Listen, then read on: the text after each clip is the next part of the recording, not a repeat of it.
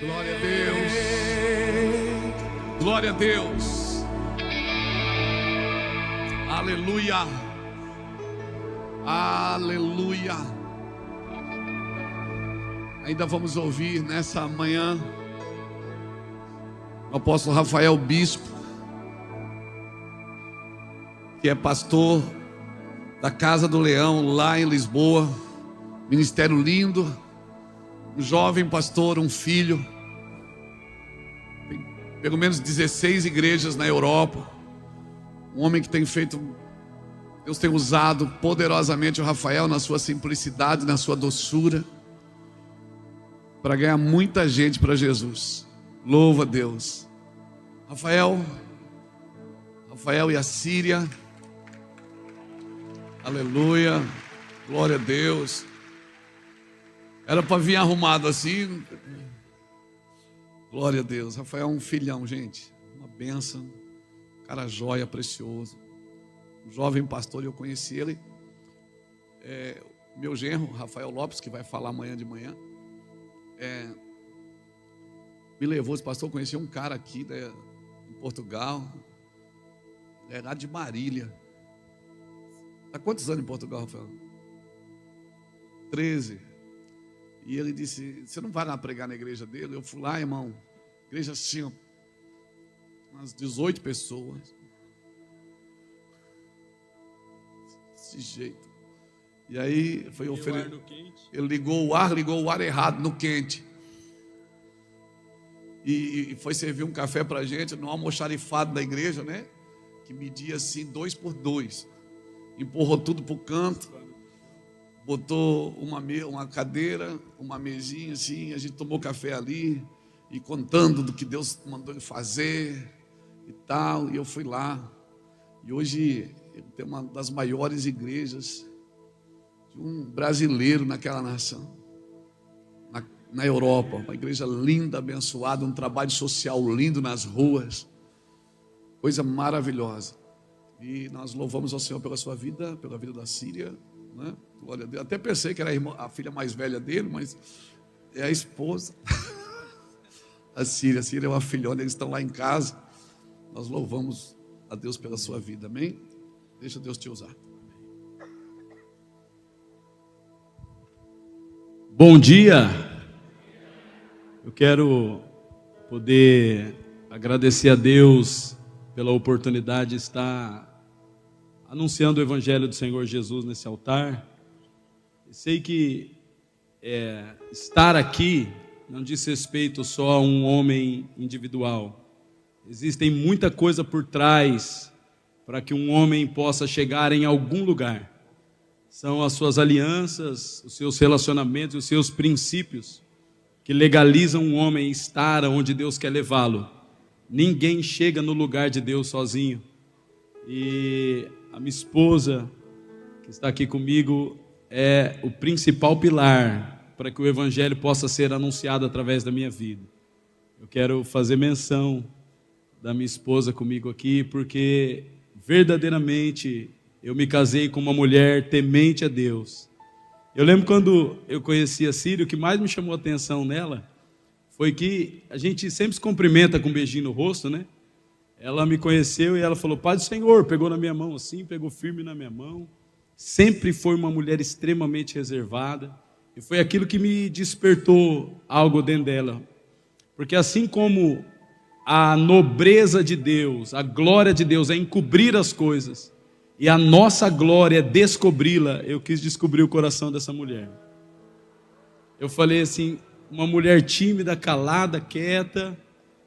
E foi o maior privilégio que eu tive, foi conhecer o coração dessa mulher. Nós somos pais de 3 filhos, o Pedro, o Vicente e o Rubem, que deve estar assistindo lá em casa. E eu quero agradecer a Deus pela vida da minha esposa e dos meus filhos, por poder estar aqui. Hoje eu liguei para os meus filhos orarem por mim, e o meu filho de 3 anos começou a orar, falou: Deus livra ele de todo mal, não deixa nenhuma abelha picar ele, Senhor, nem um pernilongo picar o meu pai. Eu falei: oh Deus, traduz isso para principado e potestade, está tudo certo. E é isso, eu louvo a Deus pela minha família. Eu gostaria que a minha esposa orasse por nós, para que a gente pudesse dar início a esse tempo em nome de Jesus. Amém. Feche seus olhos, vamos levantar as mãos para cá. Pai, nós te louvamos nesta manhã pelo privilégio, Jesus, de estarmos aqui envoltos na Tua presença. Obrigado, Jesus, pela oportunidade de podermos te servir com o nosso corpo, com o nosso físico, com a nossa mente. Te pedimos nesta manhã, em nome de Jesus, que o Senhor leve nossa mente cativa a Ti, que nós possamos acessar, Jesus, nesse momento um novo nível, que o Teu Espírito Santo possa ser derramado sobre cada coração, sobre cada homem, sobre cada mulher. Pai, homens e mulheres que vieram de tão longe com uma expectativa, com uma fome, com uma sede. Eu te peço em nome de Jesus que o Senhor possa suprir, Jesus, suprir a expectativa de cada um, derramando o Teu Espírito e derramando a Tua presença, Pai, em nome de Jesus. Faça-nos atento a Ti, que nada, Jesus, que nada nesta manhã venha roubar aquilo que o Senhor tem preparado para cada um dos Teus filhos. Te louvamos em nome de Jesus, que o Rafael nesta manhã possa ser usado com poder e com unção e com autoridade, Pai, em nome de Jesus, amém. Amém, queridos, glória a Deus. Será que você pode levantar as suas mãos um pouquinho, para que nós possamos adentrar um ambiente propício, para que Deus venha não só comunicar, mas fazer aquilo que Ele quer fazer aqui nessa manhã. Levante as suas mãos. Pai, nós damos honra, glória, louvor e exaltação ao Teu nome, e declaramos publicamente que não há outro nome no céu, na terra e debaixo da terra que mereça a honra e a glória daquilo que o Senhor está fazendo, fez e fará nesses dias. Espírito da verdade, nós invocamos a Tua presença para materializar a Tua verdade entre nós agora, em nome de Jesus. Flua, Espírito Santo. Nós damos liberdade para o Senhor. Que a Tua presença não seja só ouvida, seja vista, seja palpável. Manifesta a Tua presença para que nós possamos percebê-la nessa manhã. Obra em nossas vidas, confiamos em Teu infinito amor,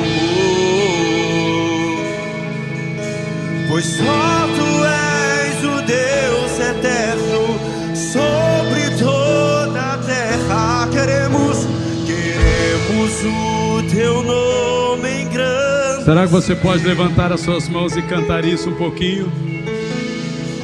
E a graça,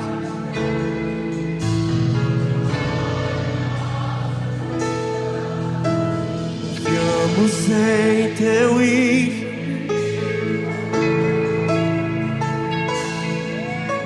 pois só Tu és o Deus.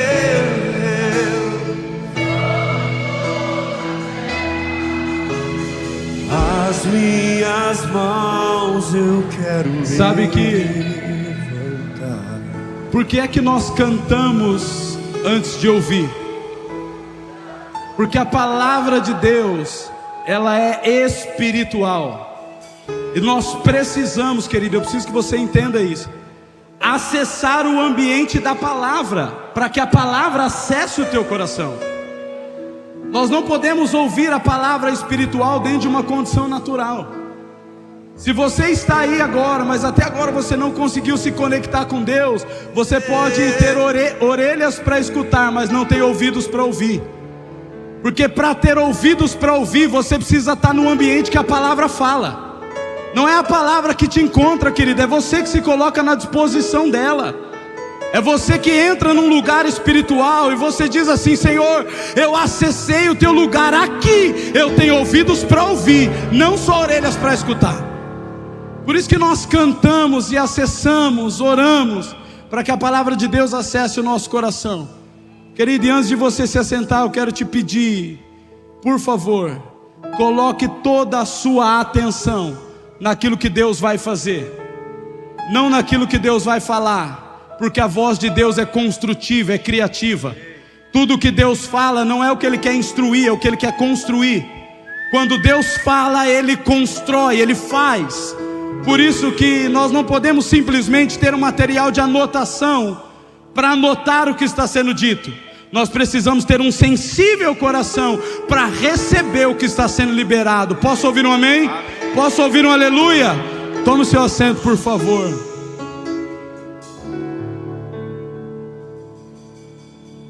Eu quero, com muito temor, honrar a vida dos meus pais espirituais, apóstolo Luiz Hermínio, pastor Iraci, porque você me fez lembrar de algo que é verdade. O pastor Luiz chegou para mim, nós fomos numa conferência que ele estava ministrando, e ele falou assim: olha, eu vou pregar lá na sua igreja. Aí eu falei: na minha igreja? A igreja tinha 30 membros, irmãos. Ele tinha convite para pregar no país inteiro. Ele falou: não, eu vou pregar lá na sua igreja. Eu não tinha som, não tinha cadeira. O almoxerifado que ele falou era dispensa de produto de limpeza. Era um quartinho de 2x2. Eu coloquei uma mesa e 2 cadeiras para mim e para ele, uma garrafa de Coca-Cola. E eu lembro até hoje, quando ele sentou na cadeira, a cadeira quebrou o pé. Eu falei: meu Deus do céu, um homem desse aqui, a cadeira ainda quebra. E aquele dia, irmãos, eu tive um encontro com o que é paternidade. E é verdade que a nossa geração não pode omitir e nem esconder que a palavra de um pai de destino pode mudar completamente a história de um filho obediente. E quando ele sentou lá, eu falei assim para ele: eu não sei nem o que eu estou fazendo aqui, e eu tenho essa palavra guardada no meu coração até hoje. Ele disse: não se preocupa não, foi Deus que te trouxe para Portugal, e Deus vai fazer tudo o que Ele quer fazer através da sua vida, só não atrapalha Deus. Só não atrapalha. Irmãos, e daquele dia em diante as coisas foram acontecendo, porque nós sempre vamos atrair a unção que a gente honra e respeita. E se existe algo que nós não podemos perder de vista, como pastores, presidentes de igreja, líderes e obreiros, é que quando você para de honrar e respeitar, a unção para de fluir. É verdade, irmãos. E eu digo sempre para ele, todos os meses, para ele, para a pastor Iraci, eu digo: meu pai, eu sei que eu só estou vivendo o que eu estou vivendo, porque eu tenho um sacerdote com as mãos levantadas sobre a minha vida, me abençoando, me encorajando. E muitos pastores talentosos, ungidos e vocacionados não fluem, simplesmente porque, como o profeta Júnior disse aqui ontem, não é sujeito à autoridade. E eu tenho, irmãos, a convicção de que o que eu estou vivendo em Portugal e as nações é por causa de honra, respeito e submissão. Eu sei que muitos homens de Deus que estão aqui hoje, nessa manhã, e podem estar me ouvindo, muitas vezes o teu poço está entulhado, irmãos, e Deus quer fazer uma água viva jorrar de dentro dele. Mas existem alguns princípios que nós não podemos negociar. Se você não é pastoreado, se você não presta conta e não confessa pecado, você pode ter a unção gloriosa que for, irmãos. Se você não é sujeito à autoridade, você também não terá homens sujeitos à autoridade. Eu posso ouvir um amém? Amém. Isso é um princípio do reino de Deus. E o reino de Deus não avança com homens habilidosos, irmãos, avança com homens obedientes. Amém? Eu quero nessa manhã poder acessar uma instrução, uma ordem de Deus, para que nós possamos verdadeiramente ver a obra de Deus avançar nas nossas vidas. Amém? Abra sua Bíblia comigo no livro de Gênesis, capítulo de número 47.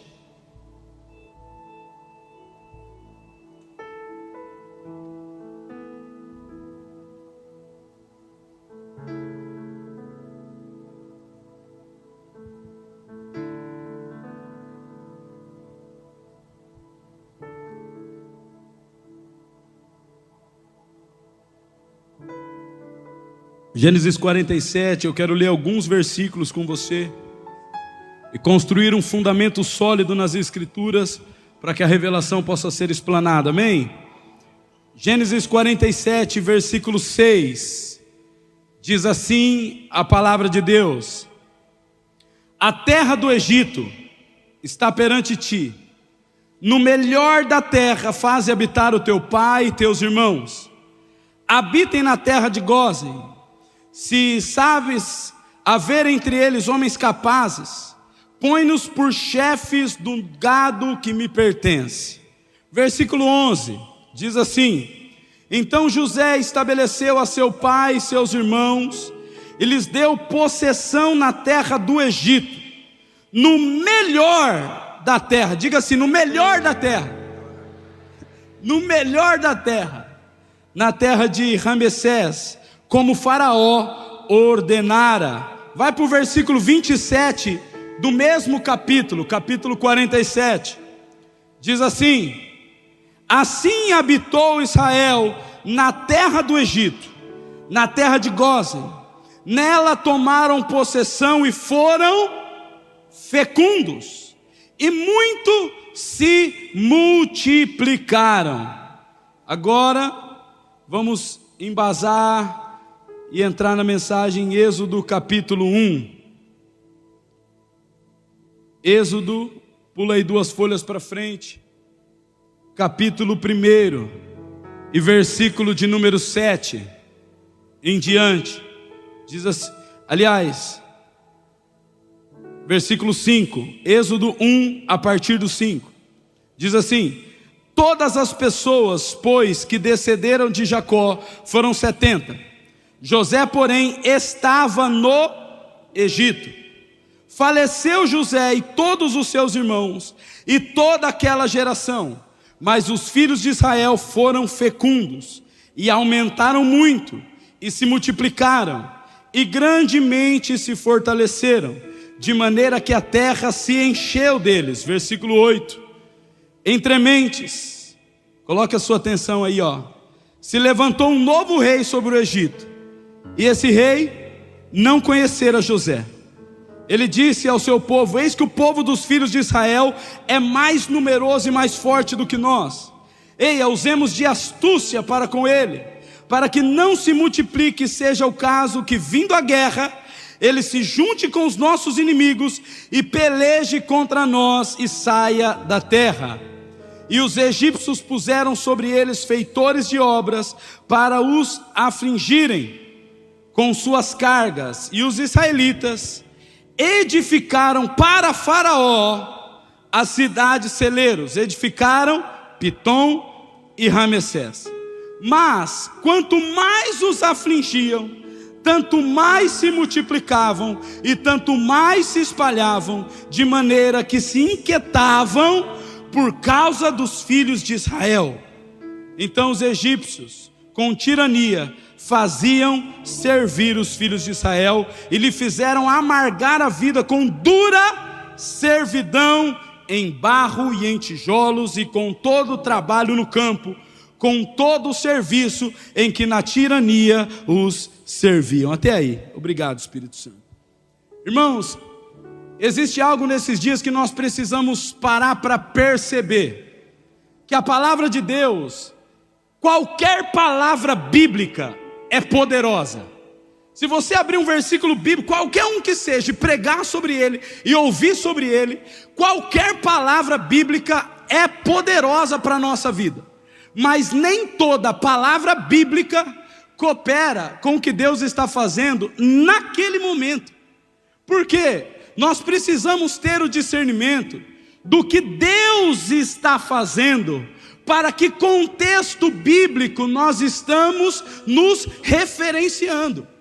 Porque existem tempos em que a palavra de Deus, irmãos, ela não deve somente encorajar a nossa vida. A palavra de Deus também precisa nos dar um norte, uma diretiva. Ela precisa esclarecer o plano macro de Deus, a obra macro de Deus. Então, entenda, qualquer palavra bíblica abençoa a minha vida, mas nem toda palavra bíblica esclarece o que Deus está fazendo. E nós precisamos ter a exatidão, uma visão profética, um discernimento apurado no Espírito, para entender qual é o contexto bíblico que Deus vai sinalizar, vai esclarecer e vai mostrar claramente o que Ele está fazendo exatamente nesses dias. Se nós olharmos para a história da igreja, irmãos, nós vamos ver que muitas falsas doutrinas, muita falsa teologia já foi combatida pela verdade. E o profeta Júnior disse algo com muita precisão aqui, irmãos. Se você está evidenciando o evangelho puro e simples da verdade, a mentira vai perder a força e ela vai acabar a qualquer momento. A mentira, ela dura só até um momento. E nós já vimos o evangelho da religiosidade sendo combatido. Nós já vimos o evangelho da falsa prosperidade sendo combatido. Mas nesses dias, irmãos, a verdade cristocêntrica está diretamente confrontando uma outra teoria, que não é o evangelho da religiosidade, da prosperidade. Mas, irmãos, eu quero alertar você para uma coisa: cuidado com o evangelho da facilidade. Cuidado com o evangelho que vem tornar as coisas muito, muito fáceis e favoráveis. Cuidado, porque escute, tudo que vem para facilitar em breve período de tempo também vem para substituir. Cuidado com isso. O que facilita hoje substitui alguma coisa amanhã. Quer ver só? Os mais velhos aqui vão se revelar agora, quer ver? Quem é da época aqui da televisão de antena? Quem é da? Levanta a mão. Vocês são novinhos, hein? Tem mais gente aqui, mas não quis revelar a idade, né? Que quando você responde uma pergunta dessa, já falou, tem mais de 30. É ou não é? Quer ver? Quem é da época que o pai falava assim, filho, vai lá fora mexer na antena para mim? Tem mais de 30, com certeza. Tem mais de 30. Mais para a direita. Aí, parou, passou muito, volta um pouquinho, volta. O pior é quando o pai da gente queria assistir o jogo, a gente tem que ficar lá fora segurando a antena. É ou não é? Pode entrar, e você entrava, chiava, volta lá, filho. Dia de vento era terrível. Irmãos, mas quem tem hoje em casa uma televisão com antena lá fora? Ninguém.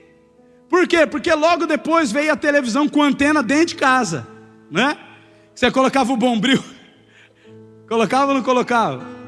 Colocava o bombril na ponta da antena dentro de casa. E ninguém usava mais a antena do lado de fora. Por quê? Porque quando facilitou, substituiu. Entende ou não? Depois veio a televisão de controle remoto. E a gente já não usava mais a televisão de anteninha. Hoje, irmão, a televisão está no seu bolso. Você assiste o que quer, a hora que quer, do jeito que quer. E só joga para a televisão, é ou não é? Só que você percebeu que quando as coisas se facilitam, logo elas substituem outras. E as coisas vão sendo substituídas, escute, por facilidade. Irmão, e eu sei que você conhece um pouco das Escrituras, entende que nos últimos dias, a nossa maior guerra e a nossa maior preocupação será contra a apostasia. E a apostasia não é perca da fé. A apostasia é abandono da fé. É quando você decide deixar de lado. Irmãos, e nós estamos entrando em tempos em que a tecnologia, o avanço de tudo está sendo cada vez mais propício a facilitar a nossa vida. Mas nós precisamos tomar cuidado com uma coisa. Lá na frente, irmãos, a facilidade vai querer alguma coisa em troca, vai querer substituir alguma coisa. E se tem algo que a facilidade não pode substituir, é a fé que existe dentro de nós. Se existe algo que a facilidade não pode substituir, é a chama de crer no sobre.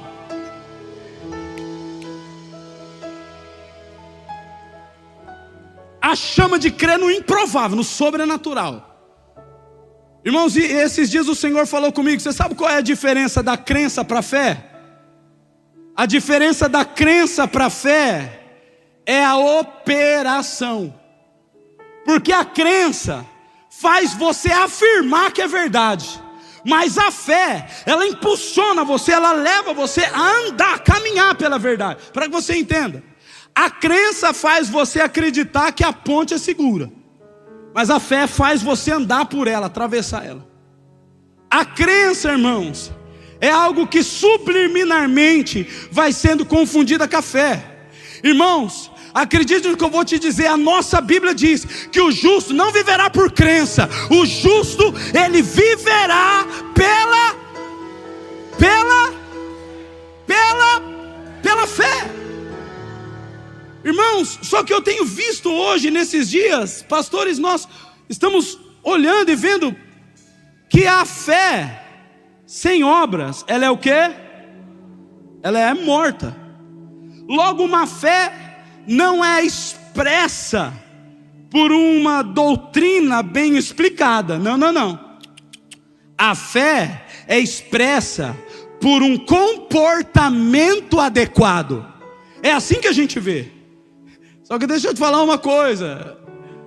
Hoje em dia, irmãos, nós estamos vendo entre os crentes pessoas que afirmam crer, mas não se movimentam mais, não agem mais por aquilo que dizem crer. Quer ver? Quer ver só? Quantos aqui acreditam, irmãos, que Sara teve um filho em sua velhice? Quem acredita que Abraão foi pai quando não tinha mais vigor? Quem acredita que com 100 anos de idade ele gerou? Quem crê? Levante sua mão. Então por que a maioria de nós, quando temos uma promessa e passa da nossa condição e probabilidade, a gente deixa de crer? Por que não tem mais mulher de 45, 50 anos que tem uma promessa de Deus preparando o enxoval? Por quê? Porque o médico já falou que não dá mais. Por que quando Deus... Irmão, verdadeiramente, quem acredita que na loucura, que depois de 4 dias, Deus ressuscitou Lázaro, podre? Quem crê? Levanta a mão, crê? Crê! Então por que quando o médico afirma uma enfermidade, irmãos, a gente começa a padecer? Por que a nossa própria enfermidade nos faz perecer? Nós temos a crença de que Deus fez em Lázaro, mas não temos a fé de que Ele pode fazer em nós. Por quê? E o Pedro andou sobre as águas. É coisa mais linda. Oh, coisa linda. Pedro andou sobre as águas. É lindo na teoria. Irmãos, se o Pedro andou sobre as águas, eu e você podemos ter fé para andar no meio de qualquer adversidade, irmão. Se a palavra de Deus diz que você pode andar no vale da sombra da morte, irmão, nós podemos andar no meio de qualquer circunstância. Acontece é que inconscientemente a crença vai assumir no lugar da fé. Porque a fé é a maneira que eu me comporto mediante o que eu creio. E a crença é a filosofia disso tudo. É o que faz a gente fazer canções, sermões, escrever livros, mas não operar mediante aquilo que nós estamos afirmando. Eu posso ouvir um amém? Irmãos, só que existe uma condição. Um homem de fé e um insano, eles têm a mesma aparência. Eles são muito parecidos. Um homem insano, psicopata, louco, e um homem de fé é igual.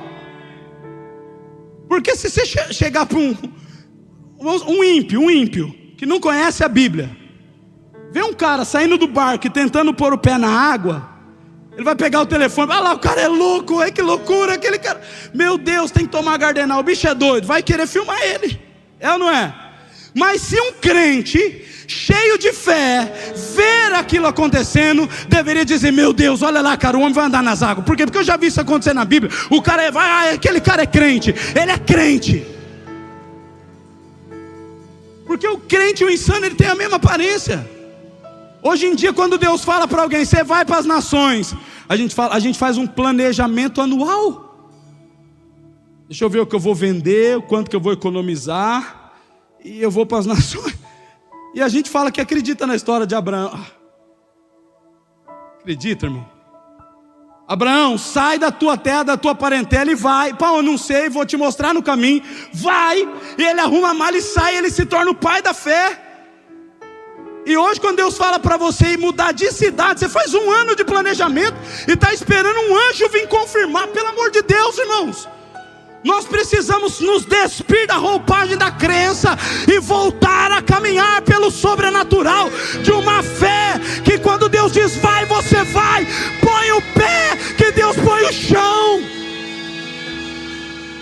Meu Deus, você acredita, irmãos, que o Cristo que ressuscitou dentre os mortos está aqui nessa manhã?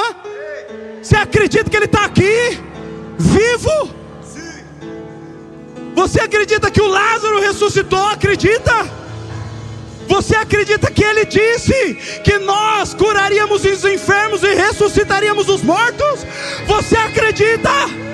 E qual foi o último velório que você foi orar pelos mortos, irmãos? Quando foi a última vez que você foi no hospital orar pelos enfermos? Porque o evangelho não pode ser transicionado para o campo da crença. Não pode. Não é uma filosofia evangélica. É o cristianismo do nosso Senhor Jesus. Se eu creio, logo eu opero. Se eu creio pela fé, eu opero.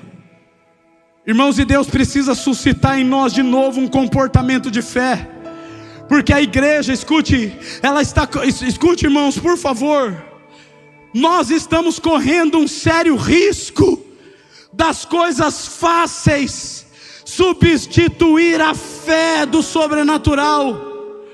Porque se nós juntarmos, irmãos, é verdade, se a gente precisar hoje comprar alguma coisa para a igreja, a gente faz uma campanha, a gente junta os irmãos, cada um dá um pouquinho, a gente vai lá e paga e compra. Isso é lindo, é a piedade sendo manifesta. Mas como o pastor Luiz contou o testemunho ontem aqui, irmãos, ele tinha conta para pagar no outro dia da semana, e ele com a igreja na mão, e ele falou, eu vou falar. O Espírito Santo falou, não fala que eu vou te surpreender. Irmãos, precisa de muita fé para caminhar assim. Precisa de muita fé para ouvir Deus falar, eu vou pagar a conta. Não vai para a internet pedir dinheiro para ninguém. Eu vou pagar a conta. Não precisa vender nada, não precisa manipular nada. Se Deus te mandou, Ele vai pagar a conta. Ele vai pagar a conta. Ele sempre pagou a conta. Ele sempre pagou a conta. Mas, irmão, a gente está começando a ficar desesperado e a gente vai para a internet. Olá, quem gostaria de ajudar? Eu preciso de tantas pessoas para dar tanto. Os irmãos da igreja. É impressionante, quando vai chegando o dia de pagar o aluguel da igreja, o tesoureiro começa a mandar mensagem no grupo da igreja com o link das ofertas. Deus precisa restaurar a gente. Quando estiver chegando o dia de pagar o aluguel, irmão, desligar o telefone, subir a montanha, passar a madrugada em claro, orando e falando, Deus, eu sei que amanhã de manhã o aluguel vai estar pago. No começo da pandemia, irmãos, 2020, nós, lá em Lisboa, nós somos uma equipe integral de 40 e tantos missionários, que vivem a tempo integral da igreja, são sustentados pela igreja. Irmão, e na pandemia parou de fazer culto, só que todo mundo estava na casa de oração e na missão social, cuidando dos pobres. Todas as instituições governamentais pararam, a gente estava na rua dando comida para os pobres. Nós servimos mais de 9.000 refeições todos os meses. Irmãos, e a gente, cara, vamos dar comida. E a gente foi para a rua e gastou todo o dinheiro com comida. E o pastor Tony chegou para mim, o tesoureiro, falou assim, não tem como pagar o aluguel. E eu sempre, irmãos, tive um compromisso com Jesus. Falei, Jesus, se alguma vez eu ficar devendo um mês de aluguel, eu vou entregar o prédio da igreja e reunir os irmãos na rua e continuo pregando o evangelho do mesmo jeito, mas o seu nome não vai ser envergonhado. Eu falo isso publicamente na nossa igreja. Se algum dia dever um mês, atrasou 15 dias, eu vou ligar para o senhorio e entregar o prédio. Irmãos, e eu peguei o telefone. Chegou o dia de pagar o aluguel, não tinha, eu liguei para ele. Senhor Pedro, oi, olha, nós não estamos fazendo culto. Ah, é verdade, rapaz. Aí os irmãos dão dinheiro no culto, né? E não está tendo culto. Fala o seguinte, dos próximos 3 meses você não precisa pagar aluguel não, fica tranquilo. Ele nem deixou eu terminar de falar. E o Senhor disse assim, filho, se você investir o dinheiro onde eu amo, eu vou cuidar daquilo que é necessário. Eu vou cuidar daquilo que é necessário. Irmãos, eu sei o que é falar sobre viver pela fé, eu sei. O que é falar sobre viver pela fé. Porque, irmãos, todo mês é um milagre. Nós mudamos de prédio agora da nossa igreja. E o aluguel do novo espaço, irmão, é 10 vezes mais caro do que a gente pagava antes. Só que eu assumi essa responsabilidade e não sobrava 10 vezes mais no caixa da igreja, não sobrava nada. Apareceu o prédio, eu liguei para o pastor Luiz e falei, meu pai, apareceu um prédio assim, o senhor me abençoa? Ele falou assim, filho, você está na rota do fogo, cara, você está em tempo de expansão. Falei, pera aí só um minuto que eu te ligo. Desliguei, liguei para o tesoureiro, falei, pode assinar o contrato que nós vamos para cima. Ele falou assim, não, mas você não quer conversar comigo? Não, eu já tenho o que eu precisava, fé e legalidade, vamos para cima. Irmão, depois que eu assinei o contrato, eu liguei para ele e falei, agora você ora por mim, que eu estou com o negócio na mão aqui, e não tem nada, não tem €1 para gastar, para reformar nada, nem para passar uma tinta. Irmãos, todos os dias, o material faltava de manhã, o recurso chegava à tarde.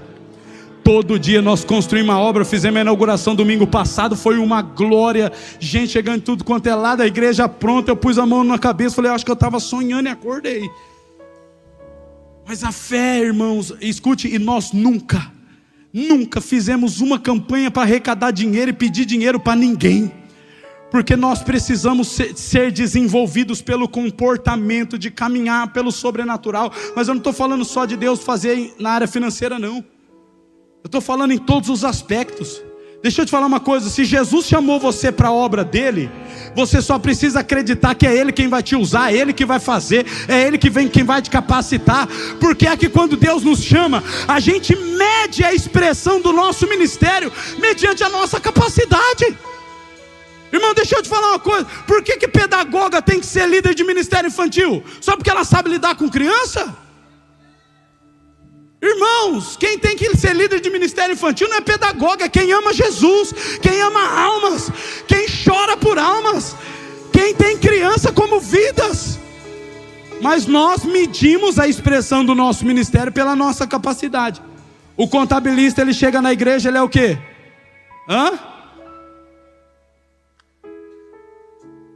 O contabilista chega, você é contabilista? Vem aqui na tesouraria. Por que o contabilista, irmão, ele não pode ser um profeta? Por que o contabilista não pode ser um avivalista? É porque nós estamos medindo a expressão do nosso ministério mediante a nossa condição. E a fé no sobrenatural vai ficando para trás. Irmão, deixa eu te falar uma coisa, você quer ver só? A maioria dos crentes que estão aqui leem a Bíblia. Quanto tempo faz que você não lê Obadias, Deuteronômio, Levítico, Número?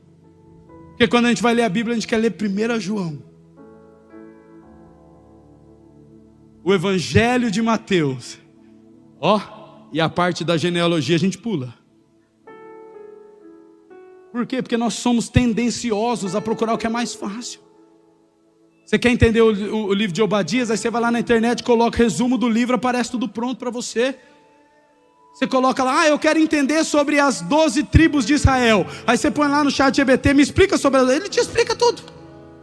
Irmãos, eu não estou falando que você não deve estudar. Eu estou falando que nós precisamos resgatar a nossa origem. Nós estamos falando de voltar aqui, de nós pegar o livro, abrir a Bíblia, passar a noite no quarto orando em línguas.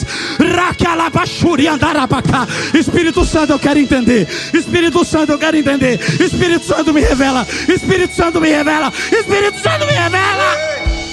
Passa a noite em claro até entender. Não, a gente vai substituindo. A gente abre o computador, fazer uma pesquisa, parece tudo pronto. Mas quando foi a última vez, irmão, que você agonizou, orando em línguas, pedindo para Jesus explicar alguma coisa para você? Fala a verdade, irmão, quando foi a última vez? Não, hoje nós temos uma inteligência artificial que explica, aí você vai excluindo a dependência do Espírito Santo. Cuidado. Irmãos, preste atenção. Tudo que vem para facilitar, daqui a pouco, vai substituir. E se a igreja do Senhor Jesus não abrir os olhos hoje, irmãos, a nossa fé será substituída por uma crença. E o que vai restar do cristianismo são livros escritos, fotos de ações bonitas. Mas a fé vivida do sobrenatural será extinguida se nós não nos atentarmos hoje. Hoje. O Júnior falou aqui, que igreja que os nossos filhos vão ter daqui 20 anos. Irmãos, o que nós precisamos deixar para os nossos filhos é um comportamento de fé, não uma boa base teológica.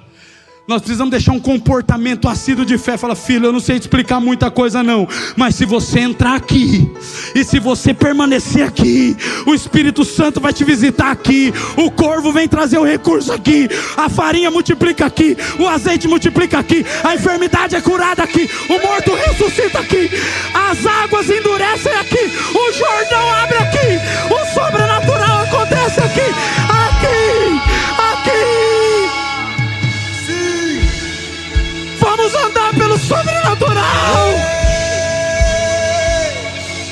não sei explicar muita coisa não, mas o mistério está aqui. Sim.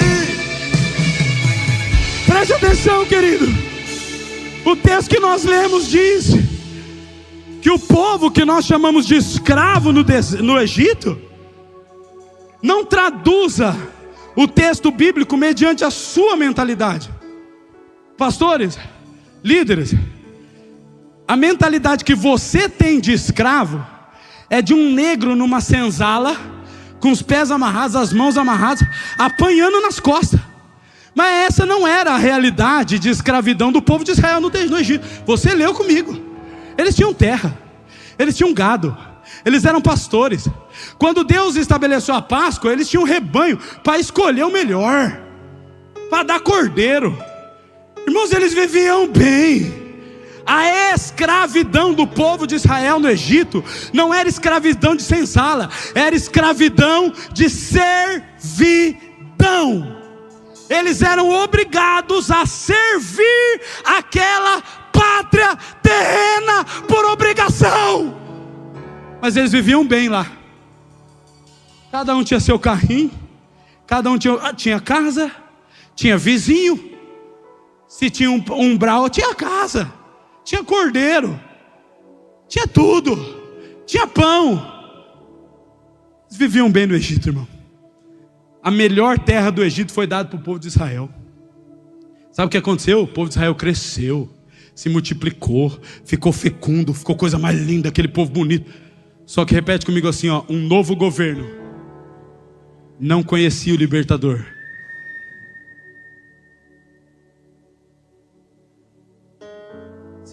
Será que nós já paramos para pensar que no cenário do Egito existem dois tipos de libertador? José e Moisés. José se apresenta como salvador e Moisés como libertador. Mas os dois, escute, são a tipificação de Cristo. Preste atenção nisso. Só que José, para salvar o povo, teve que puxar o povo para dentro do Egito, para promover salvação para o povo. José trouxe o povo para dentro do Egito, para promover libertação para o povo. Moisés precisou tirar o povo do Egito.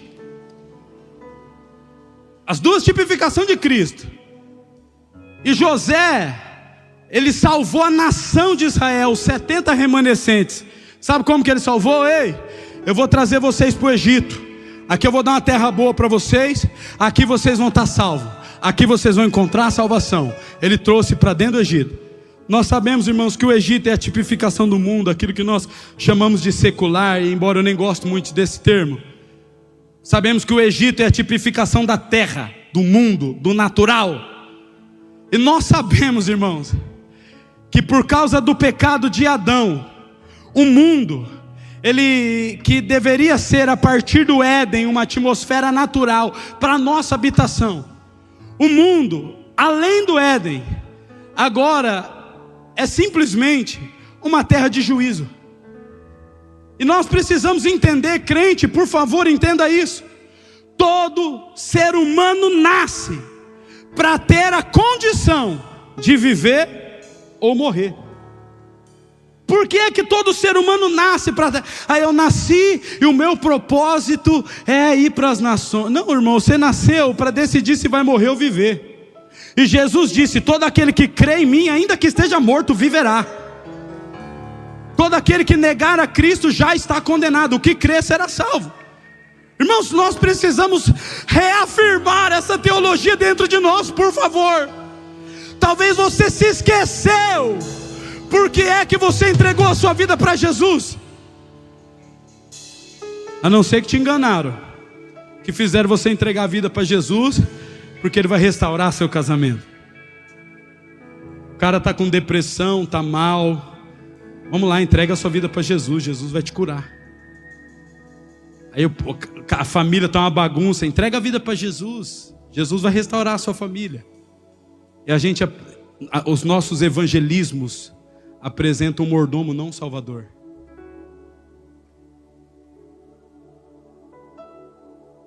Vamos lá. Vamos para a igreja, você está triste, né? Vamos para a igreja, você vai ficar feliz.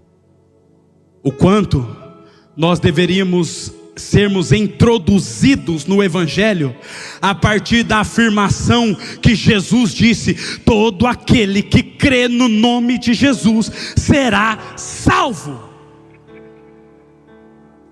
Porque nós fomos introduzidos, irmãos, no Evangelho por uma proposta talvez insignificante. Nós nos esquecemos que o propósito principal da igreja, o propósito principal da noiva de Cristo na terra, é manifestar a salvação e pavimentar um caminho para a eternidade. Para a eternidade. Veja, todo mundo morrendo de fome. Eu vou trazer vocês para o Egito. Eles entraram no Egito por uma necessidade e acabaram fazendo do Egito a sua pátria, e ficaram lá vivendo bem, comendo bem, cuidando de gado. Mas José chega para eles e fala assim: Deus vai visitar vocês, e Deus vai arrancar vocês daqui. Essa terra não é a terra de vocês, essa pátria não é a pátria de vocês. Vocês vieram para o Egito só para encontrar a salvação, mas Deus vai visitar vocês e vai arrancar vocês daqui. E o Salvador fala assim: quando eu morrer, não deixa a minha estrutura nessa terra, não deixa a minha estrutura no Egito. Quando Deus visitar vocês, leva a minha estrutura, leva os meus ossos todos dessa terra, porque essa terra não é nossa. Nós estamos aqui só para encontrar salvação. Nós estamos aqui só para ser salvo. O libertador deixou claro isso, o Salvador, irmão. O Salvador deixou claro isso. Vocês estão nessa terra para ser salvo.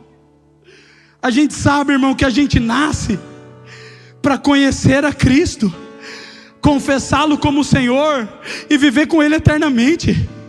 Para, irmãos, com a teoria da facilidade que está fazendo você entrar em depressão, querendo descobrir o seu propósito. O que eu mais tenho ouvido na Europa é as pessoas chegam: apóstolo, qual é o meu propósito?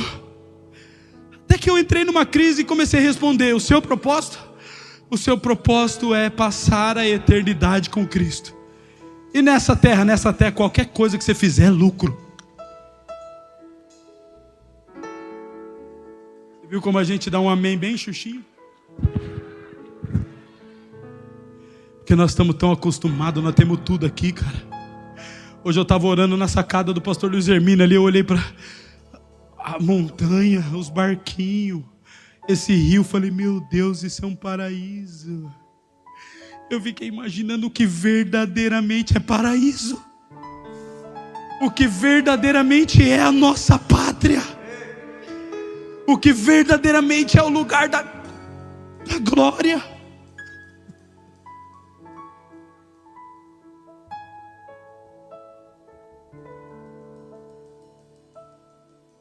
O outro governo que se levantou não conhecia o Salvador e começou a oprimir os filhos de Deus. Sabe qual é o problema, irmão? O problema é que nós estamos lutando contra um opressor que está só fazendo o papel dele. O papel dele é oprimir, enquanto nós deveríamos estar fazendo o nosso papel de revelar o Salvador. Porque todo homem e mulher que conhece verdadeiramente o Salvador, que é Jesus Cristo, ele se converte da opressão, da maldade, da prostituição, da bruxaria, do capeta, do quinto dos infernos. Nós não precisamos lutar contra as hostes do mal, nós precisamos evidenciar o nosso Salvador. Nós estamos preocupados, irmãos, escute. Nós estamos lutando para a economia do país melhorar, porque a gente quer viver melhor aqui. A gente está lutando para melhorar as coisas na terra, irmãos, sendo que nós deveríamos estar levantando a estrutura do Salvador e falando assim: ei, o nosso Salvador vive, Jesus está vivo, Jesus Cristo está vivo, Jesus Cristo está vivo. Ele vive. O governo só se tornou opressor porque não conhecia o Salvador, querido, não conhecia José. A gente está preocupado com o governo, a gente está preocupado com a economia, com isso, com aquilo, com os nossos filhos na escola, com isso, babá. Mas será que nós estamos nos responsabilizando, irmãos, em mostrar que o nosso Salvador está vivo e a nossa pátria não é daqui? Deixa eu te falar uma coisa, você sabe por que Deus está falando de fé aqui? Porque se a economia melhorar, tá bom. Se não melhorar, na tua casa não vai faltar nada. Na tua mesa, Deus envia corvo. Deus te sustenta com milagre. Não se preocupa com a economia, não. Se preocupe em voltar a crer que a sua pátria não é o Brasil. A sua pátria amada é a eternidade.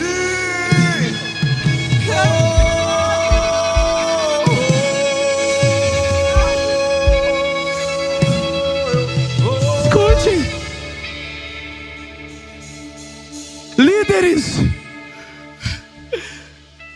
o ministério não é um hobby, querido. Você é líder de departamento, líder de alguma coisa. Por favor, não trate a obra de Jesus Cristo como um hobby que você faz nas horas livres e ainda chega atrasado. Se Jesus chamou você para fazer qualquer coisa, faça como se fosse tudo para você.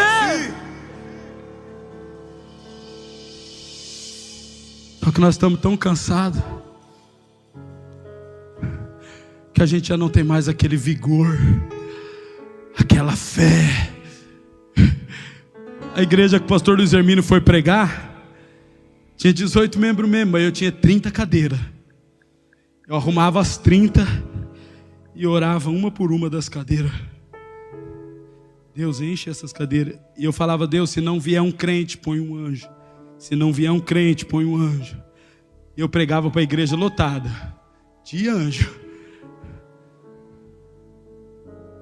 Pastor, quando foi a última vez que você foi colocar a mão nas cadeiras da sua igreja e pedir para Deus colocar lá um anjo? Nós precisamos voltar à realidade, irmãos, de que nós não somos daqui. A pátria amada não é o Brasil, a pátria amada é a eternidade. Por que é que nós estamos fazendo dessa terra a nossa habitação? Será que você não está percebendo que aqui a opressão vai arrancar a tua fé? Ela vai oprimir a tua fé. Por favor, deixa eu te explicar uma coisa. A partir do momento que você não se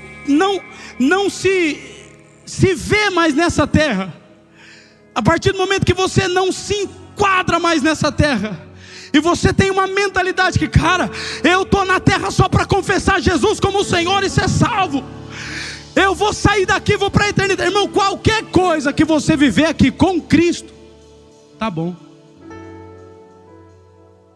Deixa eu falar uma coisa, talvez você nunca percebeu nas escrituras.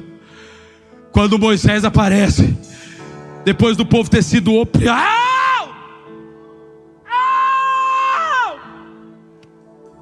depois do povo ter sido oprimido pelo governo.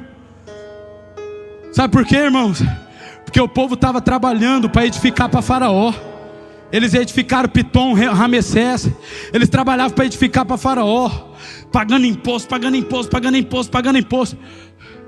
Mas, irmão, chegou uma hora que eles começaram a clamar um grande mover de oração, um grande mover de intercessão.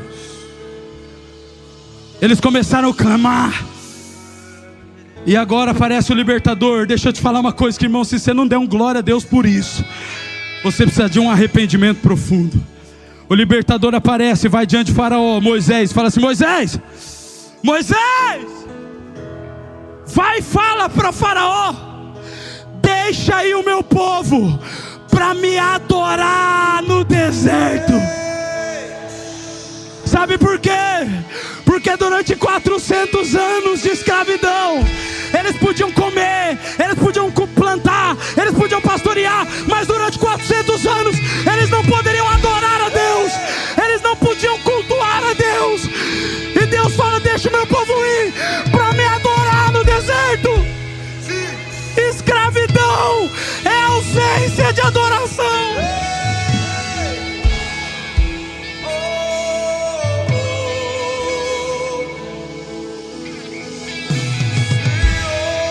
ele aparece. Deixa o meu povo ir para me adorar. Porque fazia 400 anos que o povo não adorava. Eles não podiam adorar. Eles podiam ter a casinha deles top, o carro lindo, mas não podia adorar. Eu não estou falando do povo do Egito, eu estou falando da igreja. Escute. Será que você não percebeu, irmão? Você acorda cedo para fazer curso, você trabalha o dia inteiro, você vai para a escola, e na hora que você chega na igreja, o ministério de louvor começa a tocar, você dorme. Você não consegue levantar a mão, porque você está tão cansado no Egito, que você não consegue adorar. Liberdade não é ter dinheiro na conta. Liberdade é poder levantar a mão e adorar.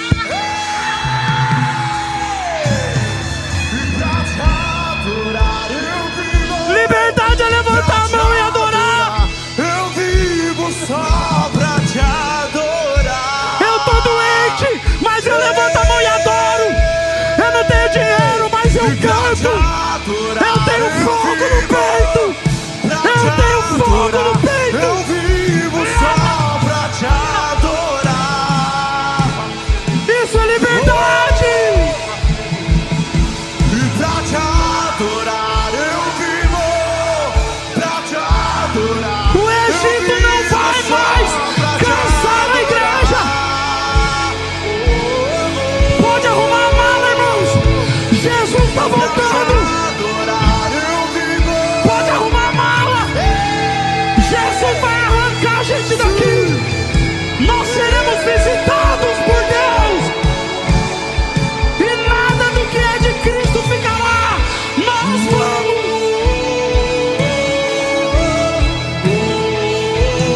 Aonde está o povo da eternidade?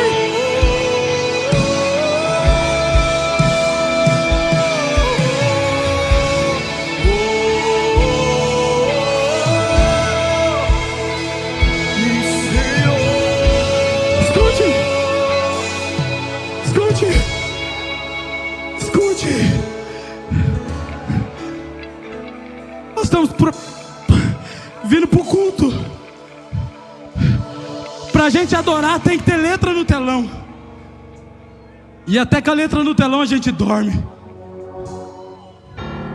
Se passar de 40 minutos louvo, porque nós estamos cansados. Eu passei o dia inteiro edificando Pitom e Ramessés, que eu não consigo adorar. Irmão, escravidão. Quando Deus visita o povo, Deus fala a Faraó: deixa meu povo ir para me adorar. Eu quero falar uma palavra profética para a igreja brasileira. Nós seremos visitados por Deus. Brasil, escute. A opressão governamental de um governo que não conhece o Salvador é propícia para a igreja clamar. Nós não temos mais que ir para a rua fazer passeata, nós temos que ir para o altar clamar. Deixa o governo, irmão. Ele está fazendo só o que ele sabe, oprimir. Deixa. Igreja brasileira, nós seremos visitados por Deus. E a próxima visitação dessa geração será uma visita, ouça, de manifestações de poder ver como nunca vimos antes. Mas deixa eu te explicar isso. Dentro da igreja existe um tipo de gente que vai manifestar poder. Um tipo de gente. E esse tipo de gente é aqueles que já cortaram todas as raízes e decidiram dizer: eu não me importo mais com essa terra, eu vou para a eternidade. Irmãos, eu falo dentro da minha convicção. Todo homem com uma mentalidade eterna, se prepare, porque Deus vai nos visitar com manifestações de poder. Deus não vai manifestar poder através de homens que estão arraigados na terra, amando a vaidade. 1 João 2 e capítulo 15 diz: não ameis o mundo, nem as coisas que há no mundo.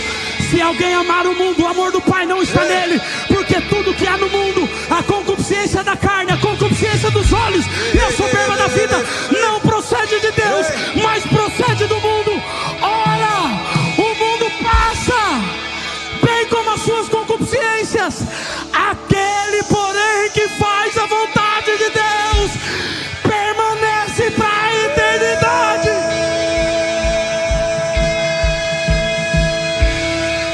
Escute. Há uma grande expectativa de Deus. Pastores, eu percebo, sabe aquele lençol que Pedro viu com os animais impuros? Irmão, você pode falar que é loucura, mas eu vi esse lençol, mas ele não tinha animal impuro, ele tinha brasas de fogo. Eu vi um lençol em minhas orações, e Deus, na expectativa de falar, eu só preciso que a igreja tire a sandália dos pés, que a igreja rompa as raízes terrenas, a igreja olhe para a eternidade, porque nós vamos adorar, nem que seja no deserto. Para salvar, Deus pôs o povo no mundo. Para libertar, Ele falou: agora eu vou tirar vocês do mundo. A gente sabe, irmãos, que libertação é o desapego dos prazeres terrenos.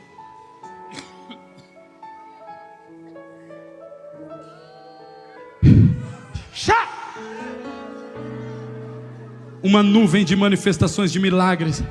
Não, eu não estou falando de milagre que vai curar a dor de cabeça. Eu estou falando de milagre que vai acabar a água, mas da sua torneira não vai parar de sair. Vai acabar a energia, mas a sua casa vai ter chuveiro de água quente, irmão.